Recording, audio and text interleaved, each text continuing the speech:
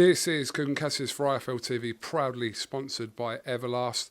We're in the Matchroom bubble. I'm delighted to be joined by Unified World Champion Katie Taylor. I was going to list all the belts, but you have a few. Yeah, no, it's great. Thanks, Goose. It's always great to see you. You look like you've caught a little bit of sun. Where's that from? Oh, really? I guess the sun's starting to come out where I'm based in Connecticut, so I wasn't doing too much sunbathing over the last few weeks, but maybe it's just the running sessions outside. Okay, but you look well anyway, Katie. That was the point. That was the point anyway. Katie, obviously this fight with Natasha Jonas was being talked about kind of a few weeks. We were hearing rumours of the fight potentially happening, but when this fight was first kind of put to you, we know it was spoken about when you girls both turned pro, but then obviously Natasha's loss kind of steered that in a different direction. But when it was put to you about Natasha Jonas and fighting at this stage of your career, what did you kind of weigh up in your head to decide that, yeah, this is the fight for you right now? Yeah, I mean, I was obviously very, very excited about it when the fight was brought to me. I know that Natasha didn't really have the best start to her pro career, but her last few fights were definitely her best performances, and we obviously have had a lot of history together as amateurs as well. So I thought it was a great fight for both of us, really. It's a fight that everyone seems to be very, very excited about, so I was all for it.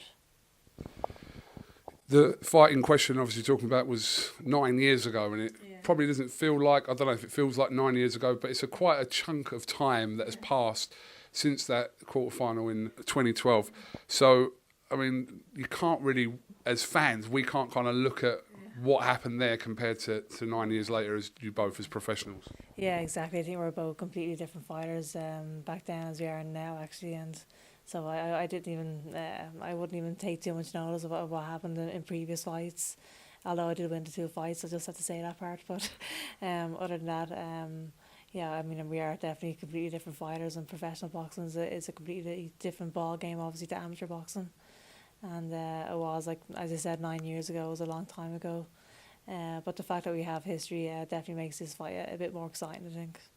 Since her defeat to Vivian Albinoff, she went on, I think, a 3-fight winning run, then had the draw in that fantastic fight she had with Terry Harper. So how do you kind of view Natasha since that defeat that has kind of put her onto this stage to fight you now? Yeah, I mean, I always knew that Tasha was obviously a fantastic fighter, and when she lost that fight, she didn't obviously show her best. I didn't think her start, as I said, the start of her pro career wasn't the best, but I knew she was a lot better than what she was showing. And her previous fights, her last 2 or 3 fights, definitely have showed that. So I'm really happy that she's back on where she belongs, actually, and I'm obviously delighted this fight has been made, and that people are very, very excited about it. So. Yeah, it's a great time. Reading her comments into the build-up to this fight, and also from her trainer Joe Gallagher, they're obviously very confident, and Natasha especially looks at this as unfinished business from 2012. And like I said, that's a long chunk of time, and you're not probably looking at it as anything to go by, but she would be looking at it as unfinished business.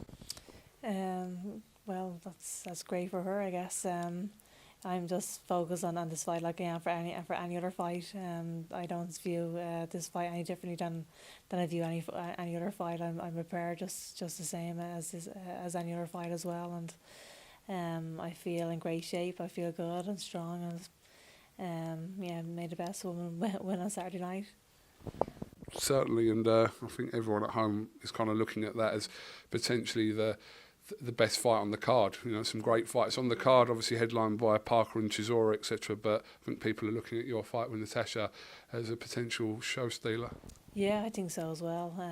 It's obviously a great card, a lot of great fights on it, but this fight, as I said, can be a show stealer, and both times when we actually box as amateurs, not that I'm looking too far back, but they're both a kind of edge of the seat type of fights as well. So I can't imagine that this fight will be any different. Now, I know in the past, kind of, you're very focused on Saturday night, and you will undoubtedly, from idiots like me, get questions. We've been there before about potential other fights, etc. But I do want to ask you about the rematch between McCaskill and Breakhouse recently. And Cecilia Breakhouse was someone that you were linked for so long with a fight with. There's part of you kind of wish you'd had that fight. Now, I'm not saying because she was beaten, but just in general that fight kind of slipped away in the end. Yeah, I guess so. It obviously would have been a huge fight if she had it came through McCaskill the first time, and it would have been undisputed champion against undisputed champion, undefeated against undefeated. So it would have been obviously a huge fight, but it didn't materialise, and so be it. But there's obviously still huge fights out there, and obviously Jessica came through that fight, and that's a possible rematch as well. So. Although I'm disappointed that fight didn't happen, you just move on and focus on the next one. I think obviously you got credit over the McCaskill win, which is now like 4 years ago now. But looking at what McCaskill's done since that loss to you, it kind of makes your win over her a lot better, surely. Yeah, I guess so. She's done very, very well since then. So fair play to her. She's obviously undisputed champion herself. So it has been great for her. But yeah, it was obviously a great win for me over her. Looking back on that, I don't think people gave me much credit at the time when I did beat McCaskill. But seeing how far she's actually gone, I think people are starting to realise that actually was a great win. Absolutely. I do want to ask you about Claressa Shields as well, who's been very vocal, as Claressa always is on social media, obviously trying to push this fight, particularly with Savannah Marshall, and obviously she has a back and forth with Savannah and Eddie Hearn. But I mean, she's made some comments about you recently, saying that ultimately I think you'd be too small for her, but then if you could fight at £147, there's a possibility. But people talk about this fight, potential fight. I personally don't see this fight happening. Is this in kind of, if you've got a plan for the rest of your career, does Claressa Shields figure in those plans? I mean, it's kind of more like a fantasy fight, isn't it, for people?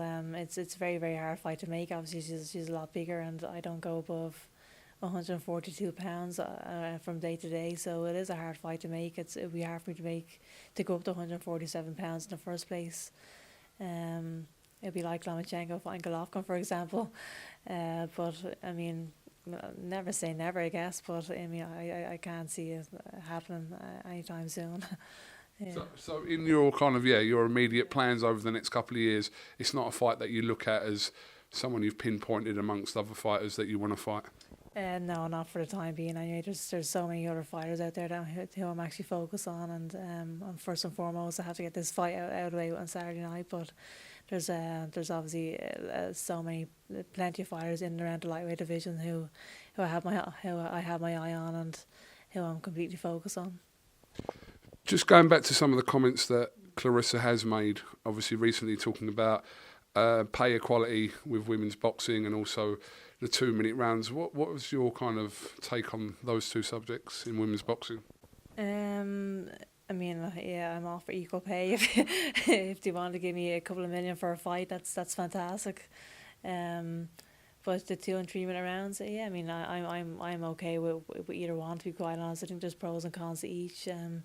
In the 2 minute rounds, it's obviously a much faster pace, whereas the 3 minute rounds, you probably will see maybe a few more knockouts. But either one, I'm actually open to be quite honest. Okay.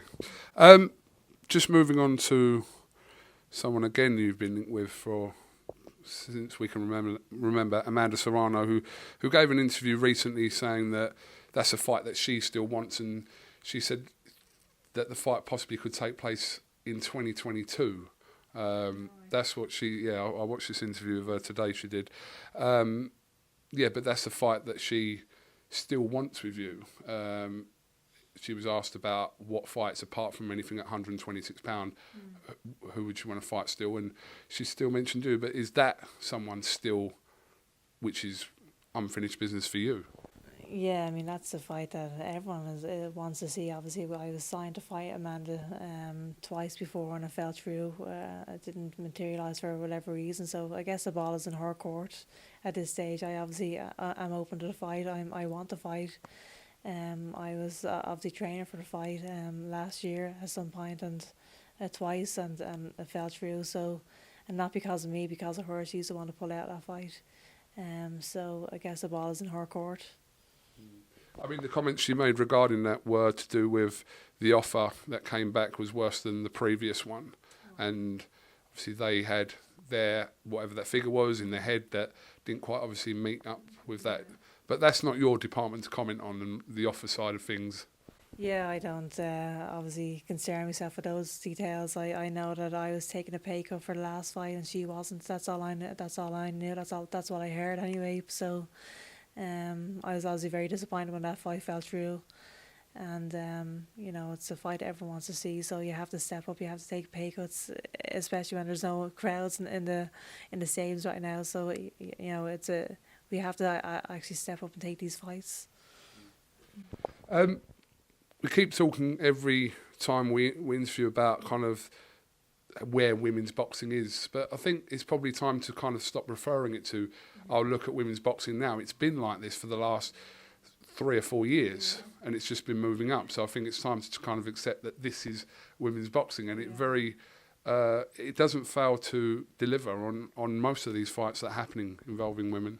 Yeah, exactly. I think over the course of the last few years, a lot of the female fights have stole the show in each card, and even most recently, even Shannon Courtney and Ebony Bridges, that was a fantastic fight as well. Savannah Marshall obviously came through with a big knockout in that fight as well. They're women are definitely producing great performances in each show. And you're talking about Terry Harper and Natasha Jonas. That fight was the fight of the year, in my opinion. And they're just great entertainment fights, and this is the entertainment business, and for sure the women are producing great entertaining fights. Hey, how does it make you feel that all this that's happened with women's boxing, that you've played such a kind of influential part in it that you probably don't see being you, but everyone else can see the impact that you've made within women's boxing, and a lot of this is down to yourself? Yeah, I mean, it's very important to me. I love the fact that I had a big part to play, I guess. I love the fact that that this generation of fighters are tearing down barriers and walls, and for the next generation of fighters coming up as well. And that's what legacy is all about. I think making it easier for the next generation of fighters to actually achieve more than we could ever even have imagined. So that's what true legacy is all about. But I'm also sitting here standing on the shoulders of many great giants as well. The likes of Deirdre Gogarty, Jane Couch, Layla Ali, Lucia Riker, Anna Wolf, these kind of fighters, Christy Martin, who paved the way for us. So we're obviously not sitting here. We didn't do this all on our own either. Those girls paved the way for us to be in this position as well. So I have so much respect for those women who went before me. That was very well put. For the next generation of Katie Taylors and Claressa Shields and whoever else, kind of the big names in women's boxing, what advice do you give those that we see more and more women turning professional and kind of making it? You see cards now have got 2 or 3 women's fights on them, a lot of them. But what advice do you give to people that are kind of are starting out, that look to women like you as their role model? Yeah, I mean, I guess for anyone starting, their first step is always the hardest, isn't it? Their first step into any boxing gym is always the hardest, because they can be intimidating environments to be in. So I have the utmost respect for anyone who steps inside of a boxing gym for the first time. And I'd just tell them to enjoy the journey. You're going to have your ups and downs. You're going to learn so much about yourself. But for me, there's no greater journey really than the boxing world. This boxing world is fantastic, and just enjoy it and give it your all. If my daughter wanted to box, I think I've asked you this before, you would train her, correct? Hey, would you trust me with her? Yeah, I think I would. I think she'd be in good hands with you. When she gets to about 3 or 4, maybe.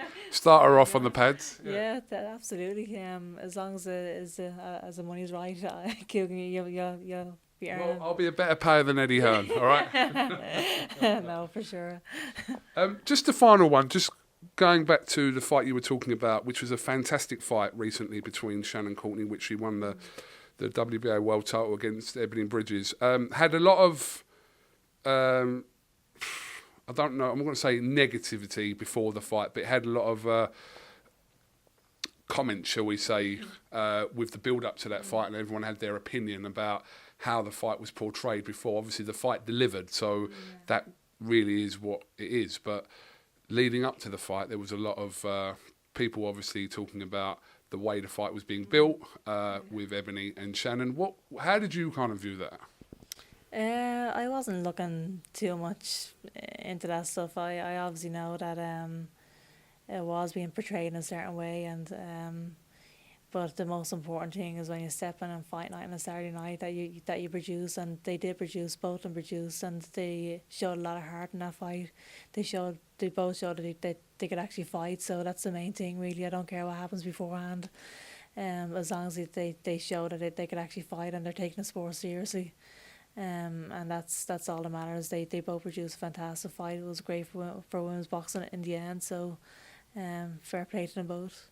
Yeah, like I said, it didn't. Whatever was going on in the week, it was backed up on fight night, and ultimately you've got to judge that on what happens in the ring. Yeah, exactly, and they both produced fantastic performances, and as I said, they both showed a lot of grit, they both showed a lot of determination and a lot of heart on the night, and that's all that matters to me. Katie, thank you very much for your time this afternoon, and we'll look forward to Saturday night here in Manchester. It's going to be a great night live on Sky Sports Box Office and The Zone. So, we wish you the best of luck. Yeah, thanks so much, KUGAN.